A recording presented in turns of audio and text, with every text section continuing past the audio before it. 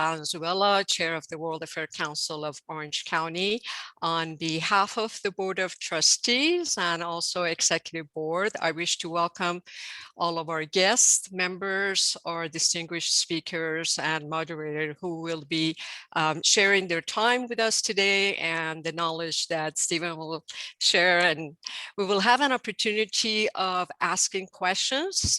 So if you be kind and submit your questions on chat, and they will be addressed toward the end of the program.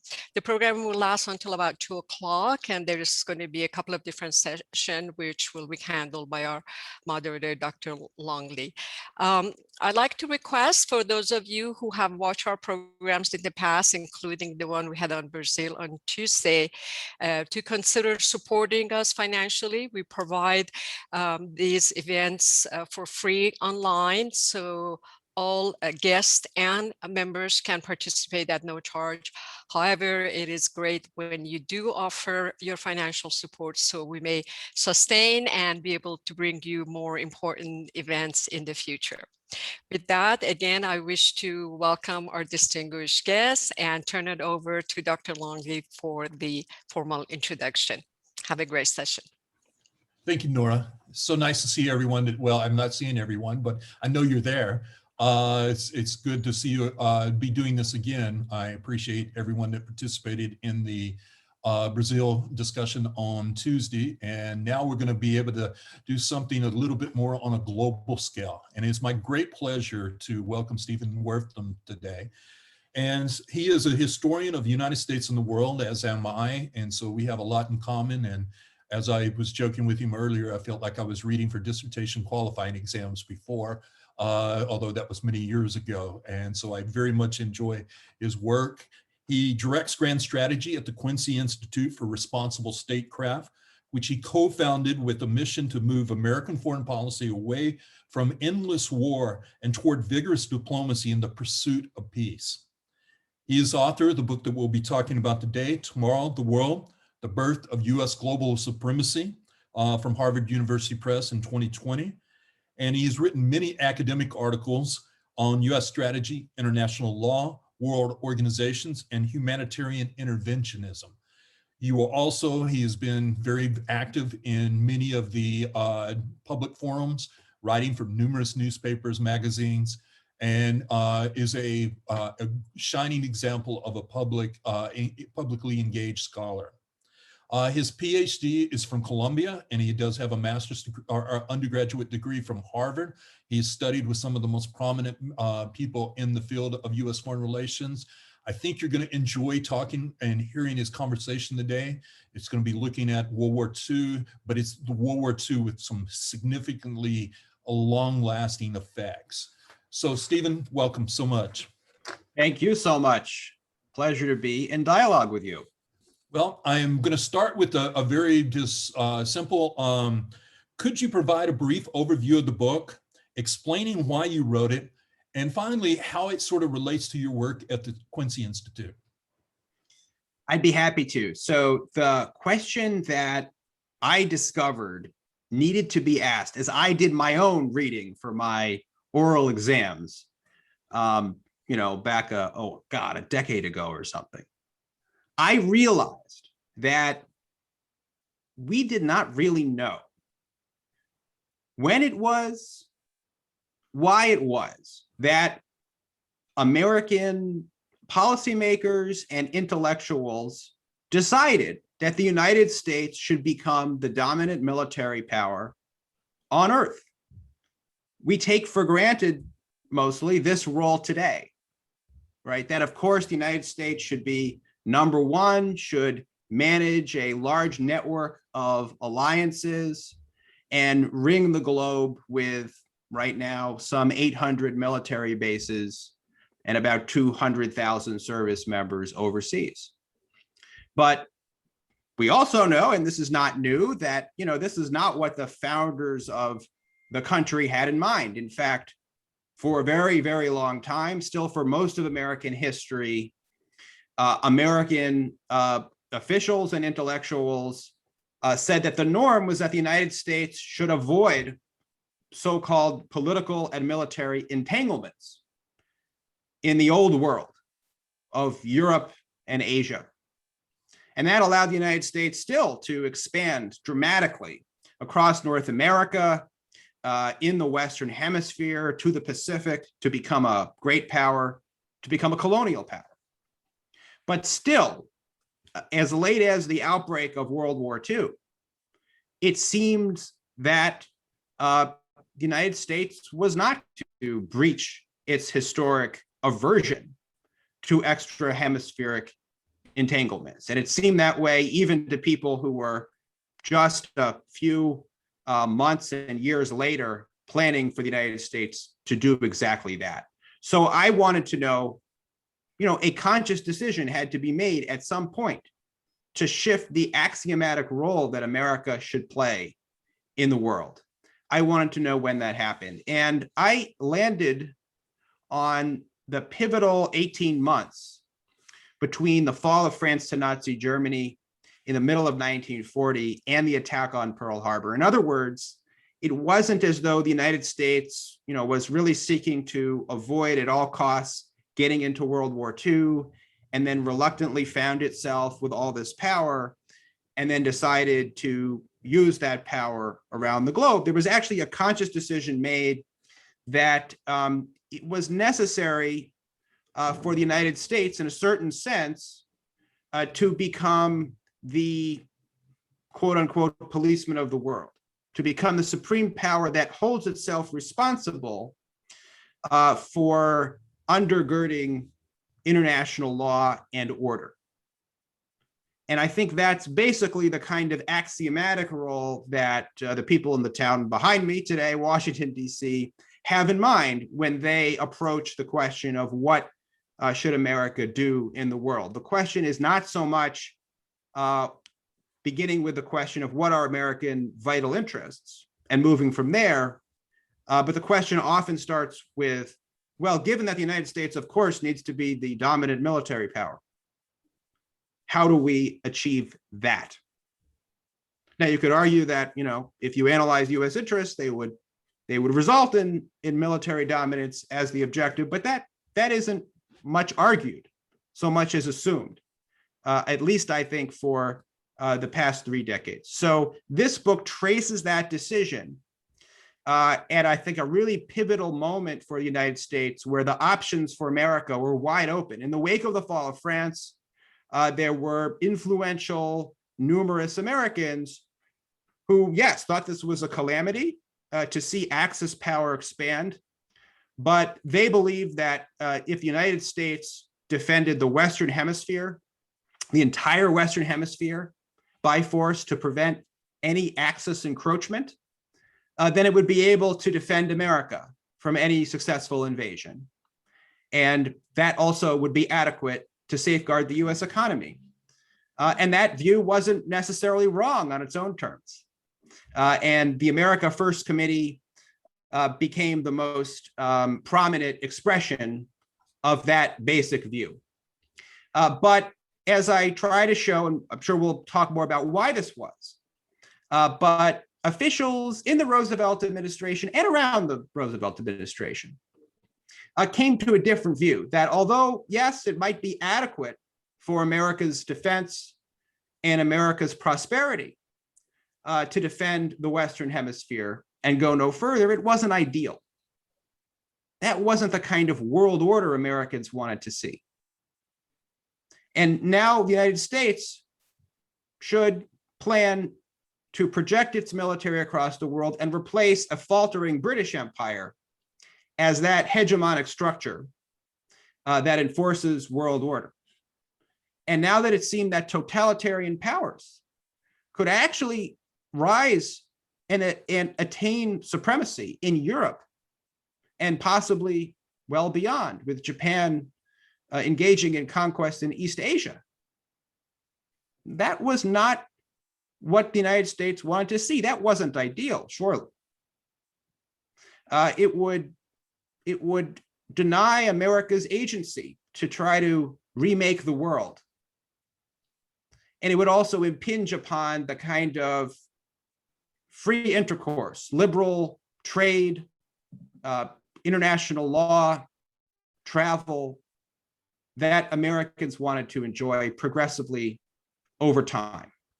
And so now, having believed that the end of nationalism for the United States lay in trying to overcome the system of power politics, transcend the system of power politics, and stay out of it in the meantime so as not to get corrupted by it. Having believed that for most of American history, the leading Americans came to almost the opposite view, that in order for the United States to enjoy a friendly kind of hospitable world, that the United States had to use force, overwhelming force, in order to have what remained of peaceful intercourse at all. So that's I think the basic argument of the book. And then the book then leads to the question today about whether, whatever you make of whether the choice was right or wrong in World War II for the United States to become the world's preeminent political and military power, is it still correct today? Because the conditions that convinced American officials and intellectuals then involved the specter of totalitarian powers conquering the centers of power in the earth. That they wanted to avoid. So the United States ended up waging the Second World War to absolute victory. It waged the Cold War against Soviet-backed communism. And it turned out that was waged to absolute victory. In other words, the collapse of the Soviet Empire. But then afterwards, for now 3 decades, the United States actually decided to extend its military dominance in a situation with no significant rivals. And to my mind, at that moment, the US pursuit of armed primacy became detached from the original rationale for it. Very well done. Very succinctly put. Well, let me ask you this, because a lot of people will go, well, this is World War II. Really, in the bigger picture of the world, is it that important for us understanding the day? And you and I would, of course, argue yes. But I'm going to try to pull it up some of the things here. In the last 4 years, the term isolationism has risen again and been part of our debates over the U.S. role in the world, with many calling for a retraction of U.S. power globally, although absent substantial cuts in military spending. What is the importance of that term, in the long history of U.S. foreign relations, especially right before World War II and after? So the term isolationism is very frequently applied to describe the role of the United States in the world prior to World War II, and also to a group of people who are said to have been isolationists. And the paradigmatic group, if anyone's an isolationist, it's these people, are the America Firsters that I mentioned. That committee formed in the fall of 1940 and lasted to Pearl Harbor. Now, the term itself has some immediate problems. I mean, how could it be that the paradigmatic isolationists wanted the United States to defend every bit of the Western Hemisphere to the hilt, and also wanted to have other forms of engagement like trade beyond the Western Hemisphere? The term isolationism seems to imply a desire to stick one's head in the sand, to wall off the country from having any kind of engagement at all. And that's actually exactly when the term came into usage. So even though Americans project back onto their past the notion that America was once isolationist, as many historians have pointed out, it just does great violence to the history. The United States expanded from 13 colonies across North America. It acquired a large navy. It acquired international police power in the greater Caribbean. By the turn of the century, the United States took over and ruled the Philippines, millions of people, for more than 40 years. That doesn't sound like isolationism to me. or most historians. And yet this vocabulary is very prominently used. So one of the things I wanted to do in the book, and which the book really does originally, is trace how this concept came into usage. And it came into usage in the 1930s and early 40s, precisely as an epithet that allowed one side of the debate to be able to say that what they were now favoring, US military dominance, the only real alternative to dominance was isolationism. It was all or nothing. And from that perspective, if you could imagine American military dominance being opposed to isolationism, then that meant that the essence of internationalism lay in military dominance. Without military dominance, the United States really couldn't be engaged in the world at all.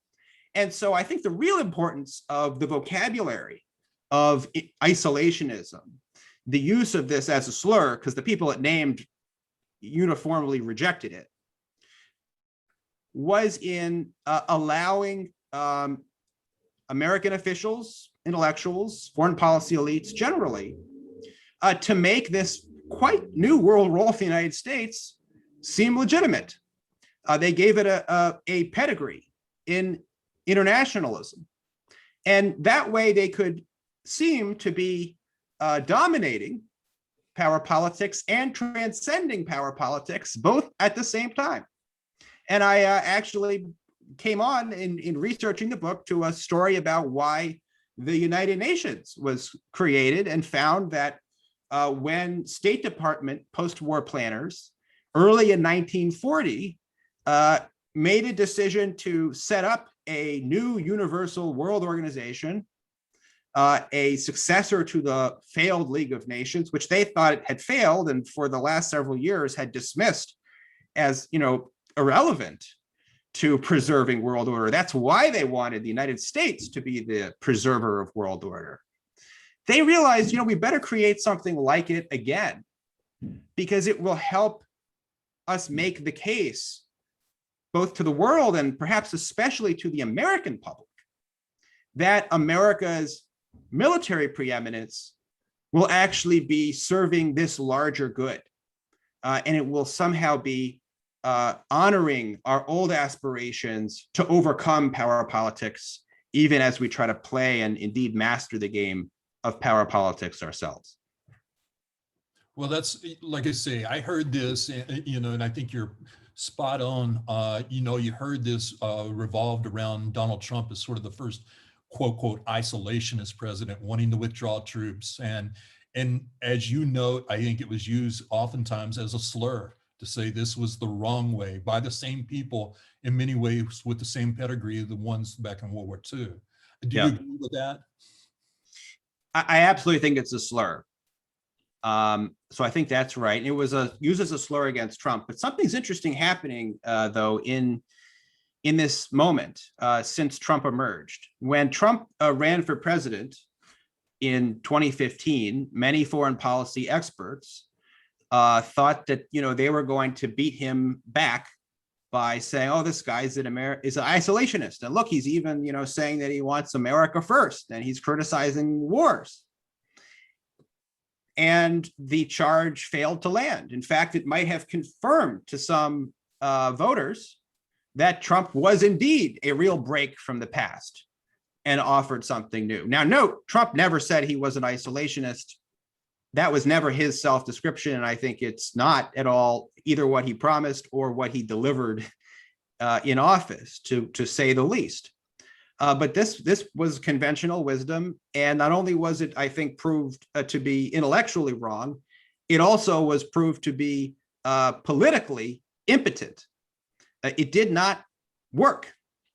And now Donald Trump has become the first president, although he's not an isolationist, he's the first president since Herbert Hoover not to position himself against isolationism and tell the public, you must not retreat into your temptations of isolationism. So that's interesting. Trump didn't retract American military power from the world. But he also didn't, present himself and his vision for America and the world with this great fear of a possible retraction of America's role ordering the world. In fact, ordering the world was not one of the ways in which he tried to justify, why he was keeping alliance commitments or why he was striking targets or, not winding down wars. So the charge of isolationism seems to be losing its potency over the last 5 years or so in our own politics. That's why I sort of zeroed in on that question, because again, it just reared its same kind of to paint somebody in a negative light, but as you note, didn't necessarily work that way. Well, this takes me to another one of the points that I think stands out in your book is your focus on the concept that there are groups such as the Council on Foreign Relations or individuals like Henry Luce that have had a disproportionate amount of power vis-a-vis their numbers.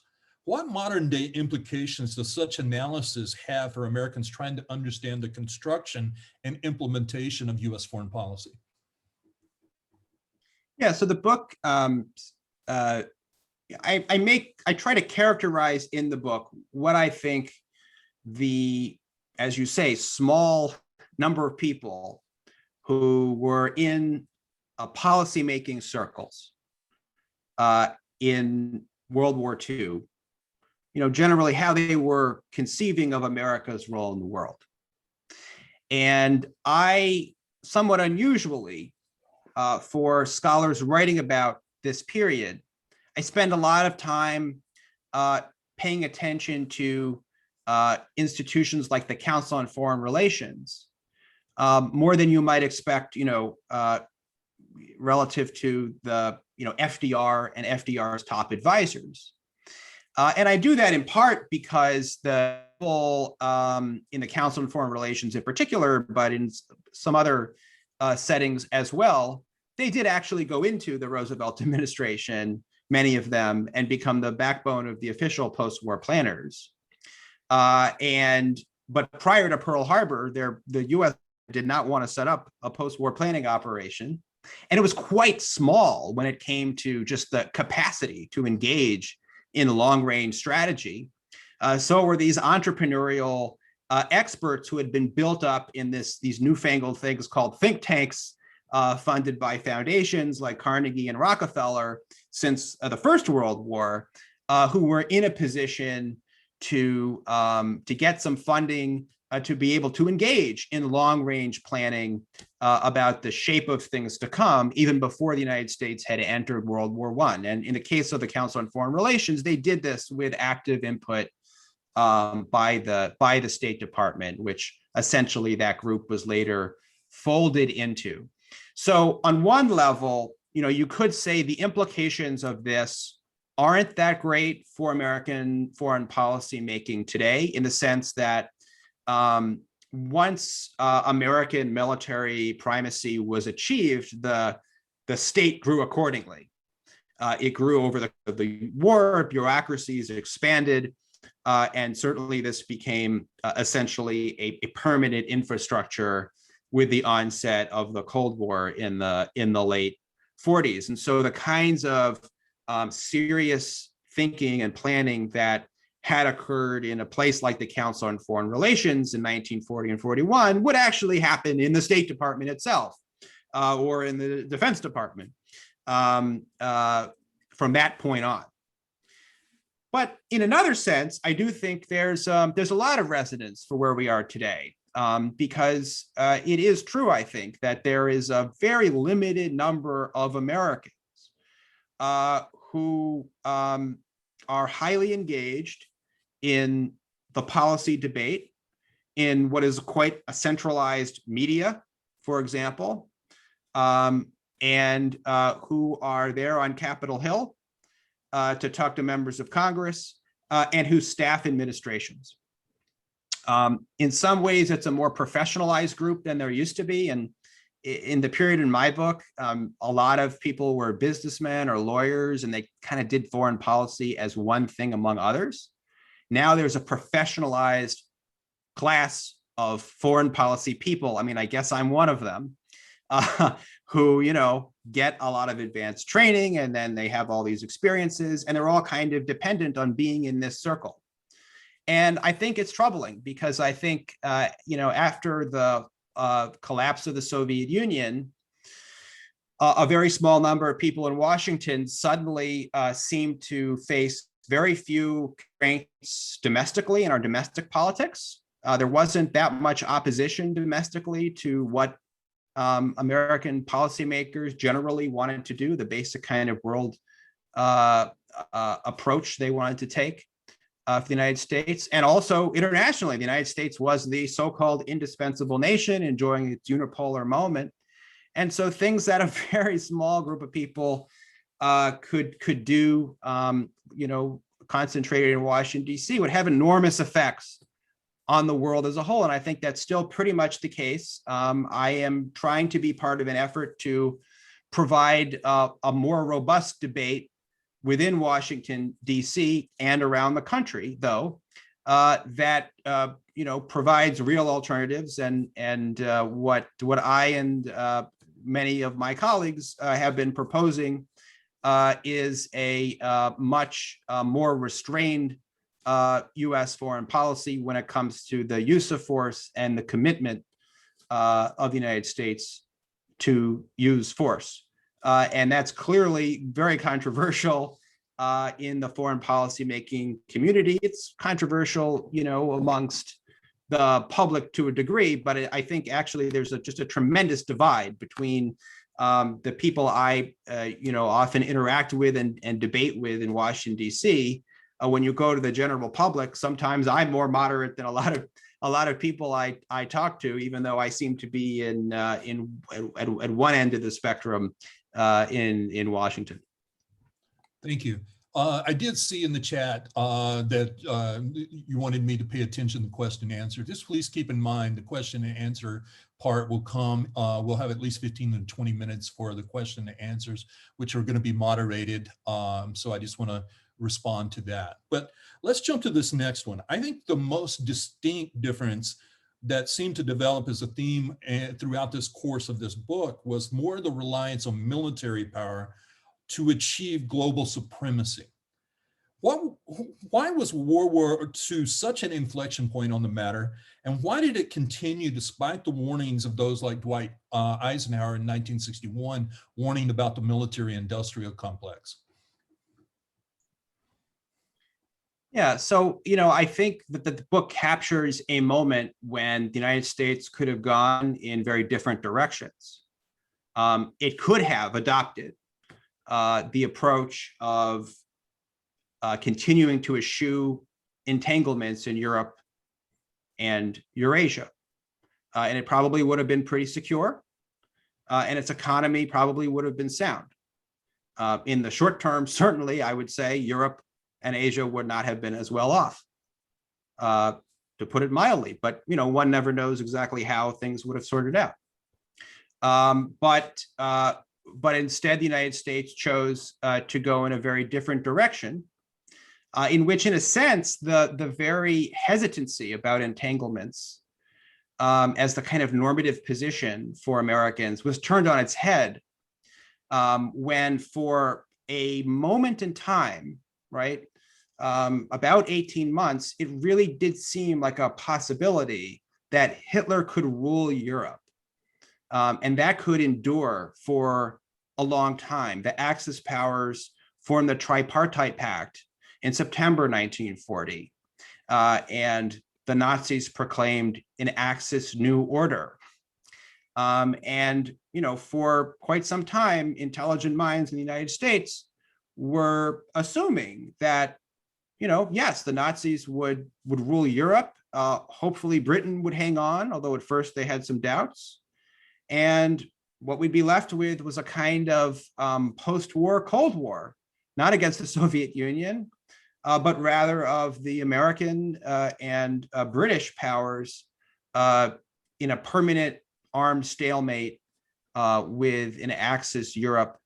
And then there was a question mark about how the Soviet Union would fit into that and how Japan would fit into that. And that particular specter, I think, had a really profound influence on a generation and more of the exact kind of people who would go on to serve in administrations like the Eisenhower administration, as you mentioned. Now, once the United States, gets into the war with robust public support after the attack on Pearl Harbor, then I think it's a complicated story. So in other words, what I've just described is a story where I think there was a real contest of ideas and approaches, right? After that, I think the material aspect becomes much more salient. The United States builds up a large military, and although it starts to demobilize in the immediate years after World War II, there are a lot of concerns about what that would do to the American economy, which after all only pulled out of the Great Depression as a result of gearing up, mobilizing for World War II. And so, what came to be created was a bureaucracy and, as Eisenhower put it, a military industrial complex in which, certain Americans had concentrated interests in having America do a great deal around the world in a military sense.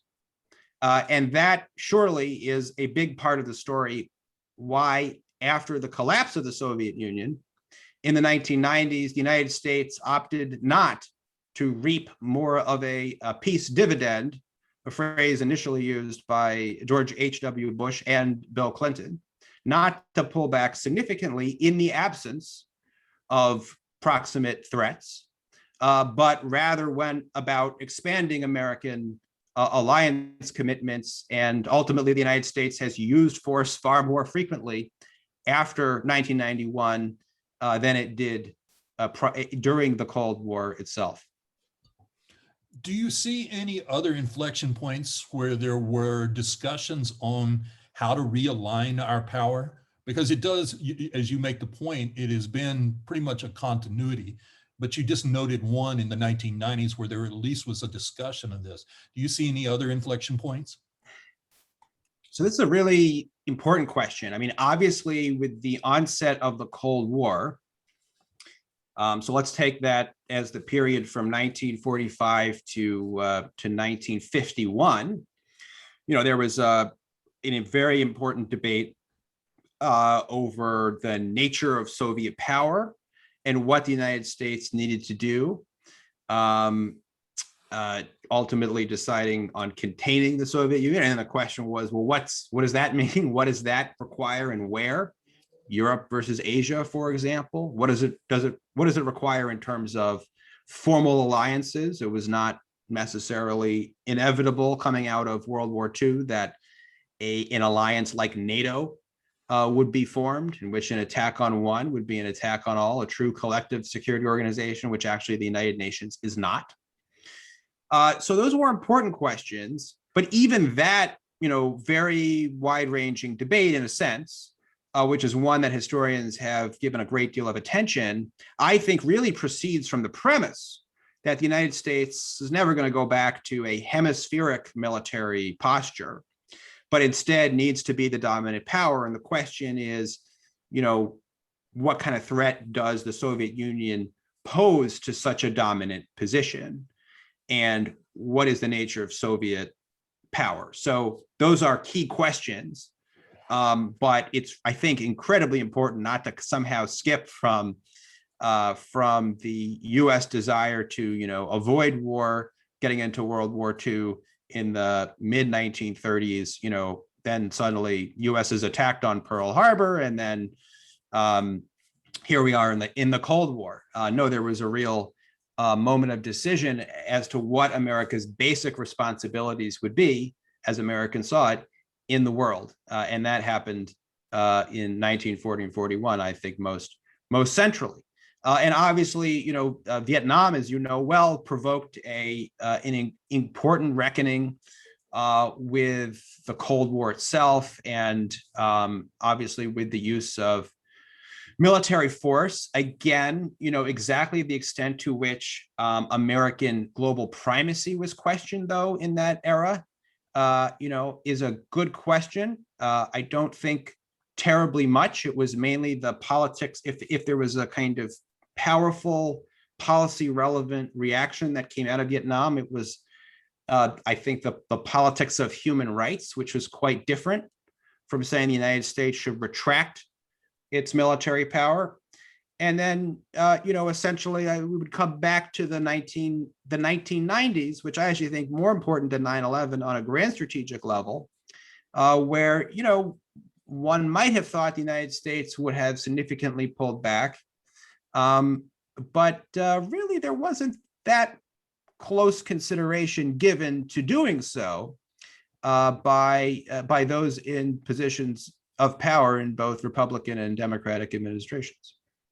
Yeah, I agree with you. Like I say, I see Vietnam as an inflection point, but not questioning the overall. It's about intervention in the third world. There's a number of things. You and I'll have drinks at a Schaefer meeting or something to discuss it in greater detail. Let me ask you this. So this will be my final question.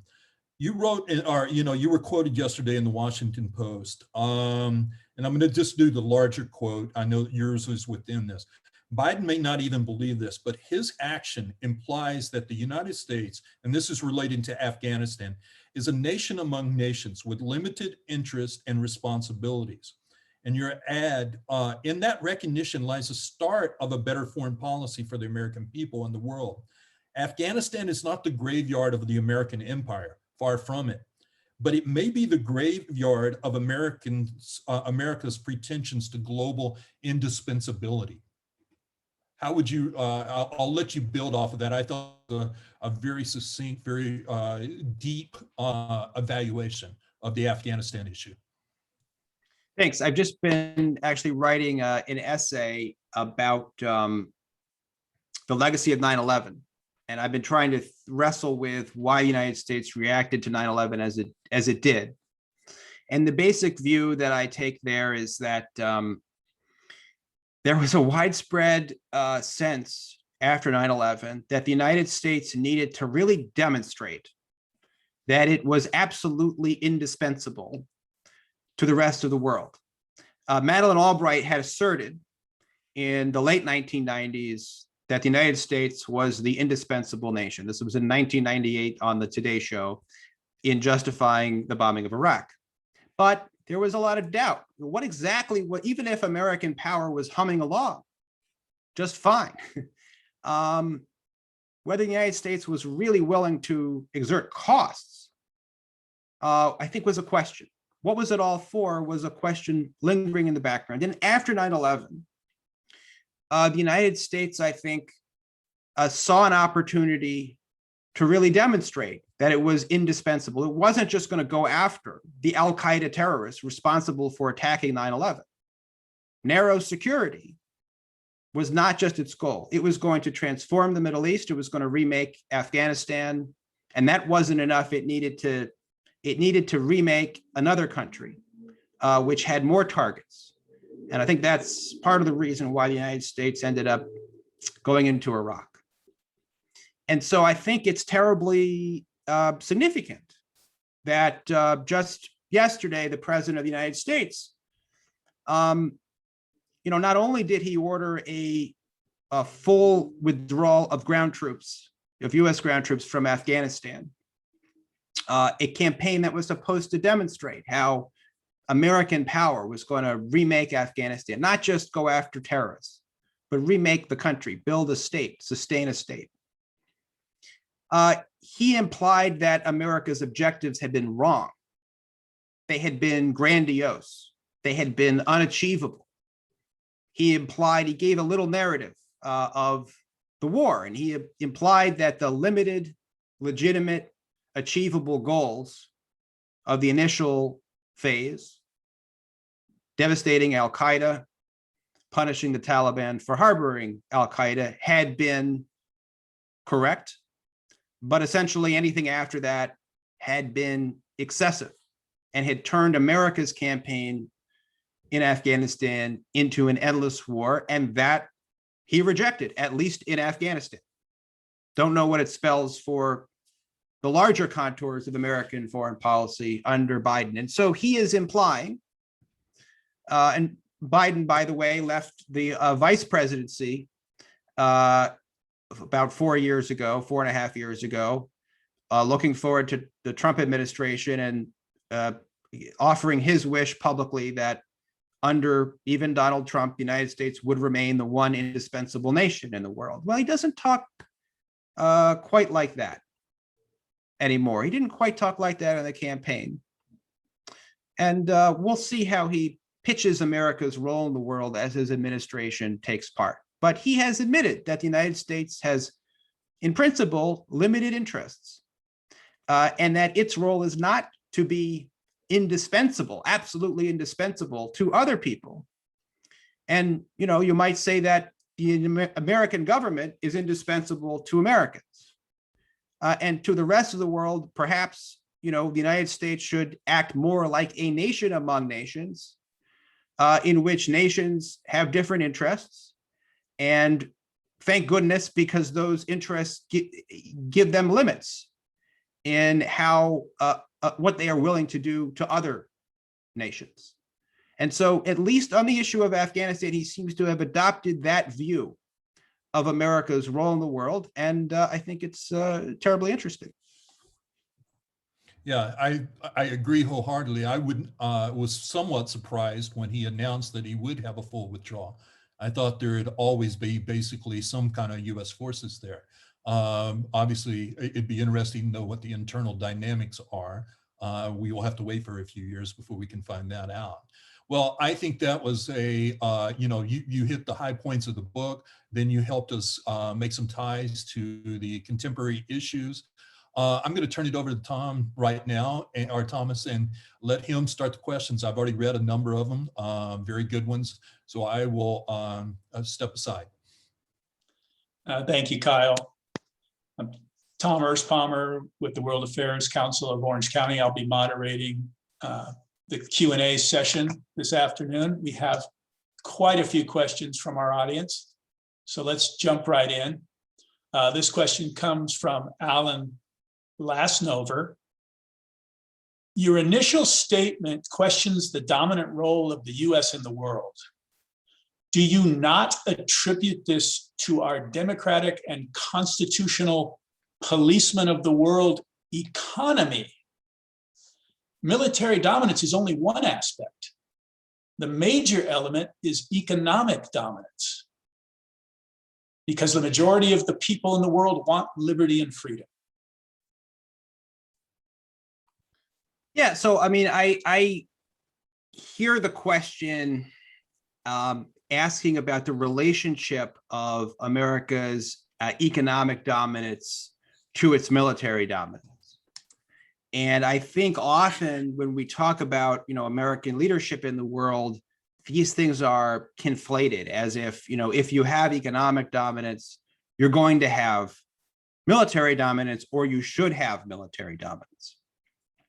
But in fact, those things can be picked apart. Today, the United States has far more military dominance vis-a-vis, you know, the next powers in the world than it does economic dominance. In fact, whether exactly China's economy or America's economy is larger at this point depends on what metric you use.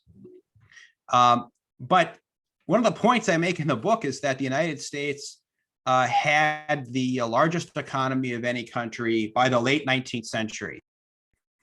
In the middle of World War I, it overtook in scale the economy of the entire British Empire combined.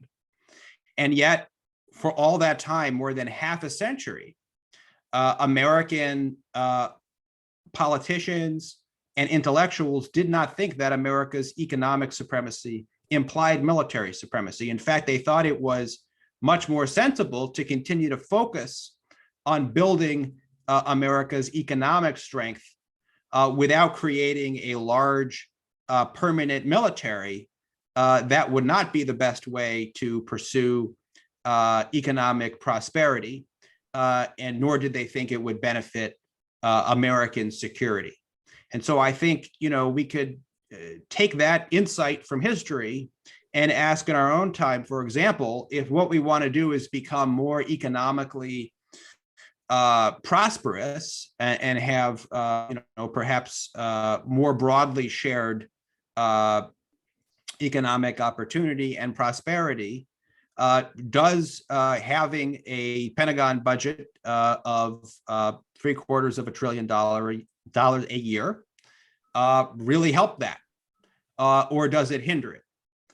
Does, for example, trade, however you may think trade should be adjusted, does having trade on, essentially liberal terms really depend on the United States stationing its military around the world and dividing the world into subordinate allies and multiplying adversaries and shouldering much of the burdens toward both?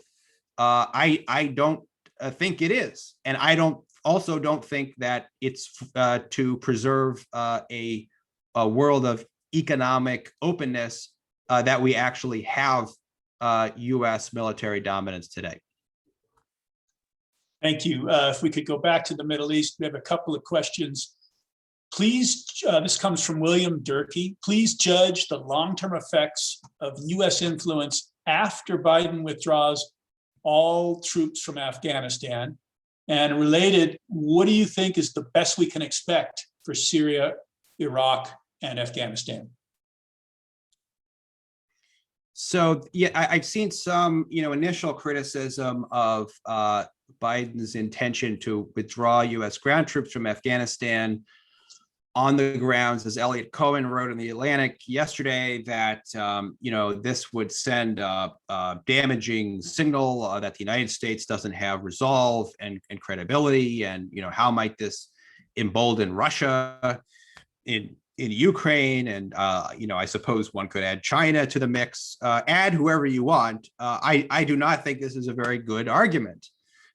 If it does anything with respect to changing global opinion of America's influence, I think it might well increase America's standing in showing that the United States can make prudent adjustments to its policy when warranted. I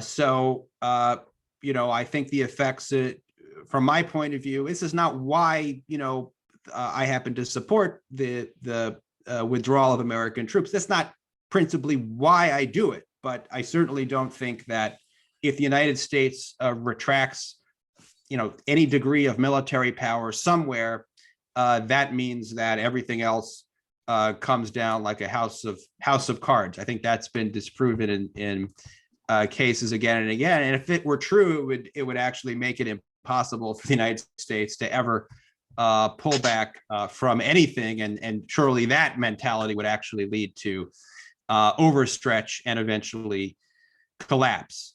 So with respect to the question about Iraq, was it Iraq, Syria, and maybe Afghanistan? Yeah. What do you think is the best we can expect? So I'm not quite sure what the questioner has in mind, but those are three countries in which the United States has significant ground troops. Now actually Biden has pledged to withdraw ground troops from Afghanistan, but has not made a corresponding decision with respect to the thousands of US ground troops currently in Iraq and the smaller contingent in eastern Syria. At this point, those are there to the best that one can, form a coherent explanation from the multiple ones that have been given over recent years by policymakers. Those troops are there to prevent a resurgence of ISIS. So something I'm looking for is whether and how Biden applies the reasoning that he spelled out in his address yesterday to those situations as well. There's situations where the US has troops on the ground, which to Biden, I think, registers as a much bigger problem than drone strikes and special operations forces, and preventing the resurgence of ISIS would seem to be quite susceptible to the criticism that Biden made of the rationale for keeping US ground troops in Afghanistan, which is to say that is an objective that is not fulfillable as you move forward in real time. How can you ever say that ISIS has been prevented from resurging in the future? There's no definitive end state to that kind of objective. And to my mind, that makes those wars endless wars, right? They're not endless wars so much because of their longevity, though they are long, as that their objectives are by definition incapable of resolution. So what will he do in those cases? We'll have to see. Thank you. Our viewer Mitch asks, can you speak some more about the relationship of the United States and international multilateral organizations, and how that is or is not a means of American influence and leadership? That's a terrific question. And my book really engages with this in a way that surprised me as I conducted the research. As I found that, we tend to think of international organizations like the United Nations and its Security Council, as a way of constricting American power or building a so-called rules-based order that, yes, America might end its power to support such an order, or sometimes it might violate the rules. But the idea is that, these rules can constrict American power. And of course, that's true to a certain degree. These organizations do have some power to affect public opinion, although public opinion may be either attracted or repulsed by what international institutions have to say. And when the United States, doesn't get approval from some sort of international body, that can be a reason why American presidents decide not to go to war. So when Barack Obama seemed to be kind of forum shopping to see whether he could get authorization to strike Syria, US Congress wouldn't approve. He wasn't going to get the support of the UK. He wasn't going to get support in the Security Council. And that seemed to help to persuade him not to act in that circumstance. But what I think the big picture points to is how much the United Nations and other institutions of global governance actually do support the projection of American power. And what my book shows is that the United Nations was originally supported and valued by American foreign policymakers because they thought it would be essential in getting Americans to shoulder the burdens of global military leadership.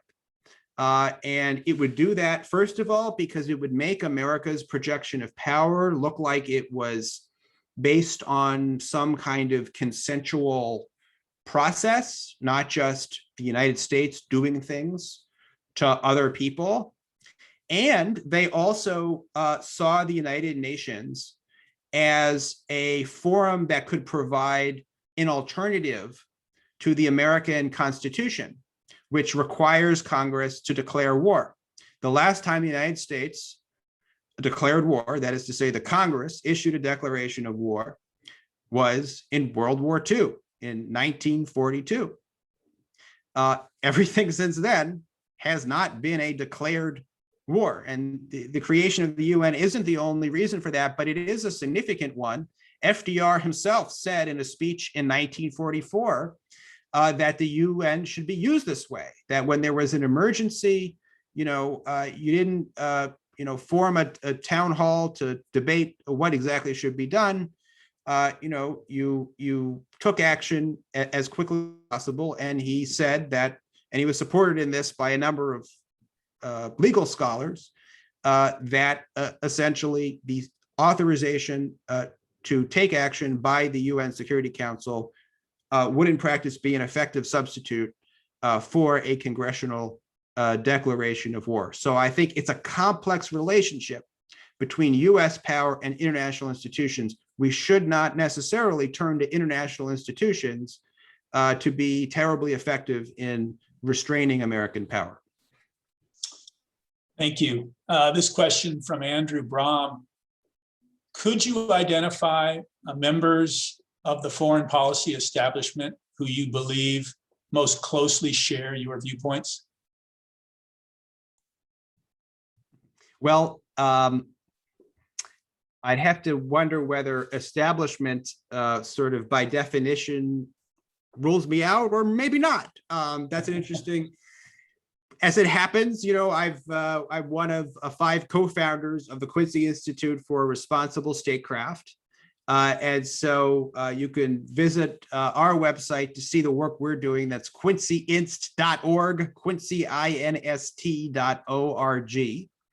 And so, you know, that provides a look at some of the people, if you go to the page with experts, scholars, practitioners who are part of our organization. Andrew Bacevich is a historian I'd been reading for a long time before I sat down with him and tried to coax him to join the Quincy Institute, which I'm proud to say that he did as our president.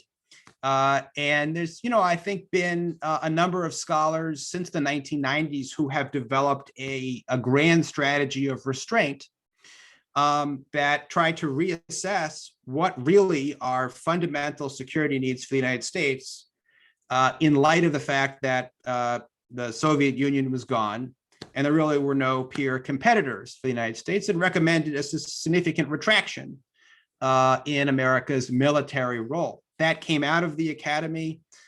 People like Steve Walt and John Mearsheimer have written a lot about it. Barry Posen wrote a book about a decade ago, helpfully entitled Restraint.